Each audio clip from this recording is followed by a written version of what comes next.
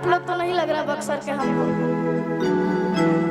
अच्छा कौन कौन पाकिस्तान का दुश्मन है तनी लोग हाथ उठाइए जरा। पाकिस्तान के दुश्मन के बतानी हाथ उठाओ जा। के सच्चा हिंदू है तनी लोग हाथ उठाओ जा। ये बात भाई लोग कैसे कहे कि रौरे चरण नाम करे पर नाम राम जी, रौरे चरण नाम करे पर नाम राम जी। अमर बक्सर बना दे हमें धाम राम जी, अमर बक्सर बना दे।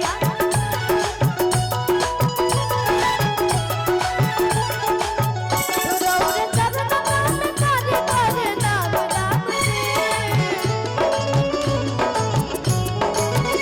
रौरे चरण नाम करे पर नाम राम जी। अमर बक्सर बना दे हमें धाम राम जी, अमर बक्सर बना। रौरे कृपा से होता सब काम राम जी, रौरे कृपा से होता सब काम राम जी। अमर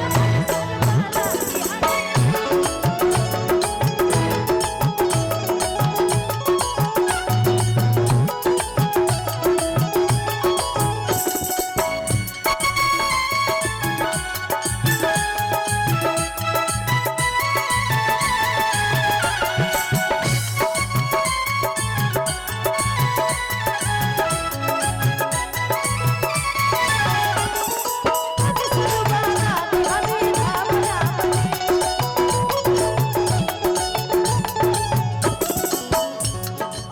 कैसे कहता रे बक्सर के जितना लोग बाड़े कि अब छोड़ रघुनाथ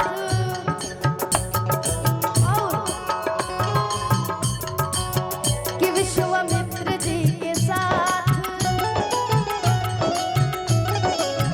कि अब छोड़ रघुनाथ विश्वामित्र जी के साथ बहुत का के बात कैला रहनी।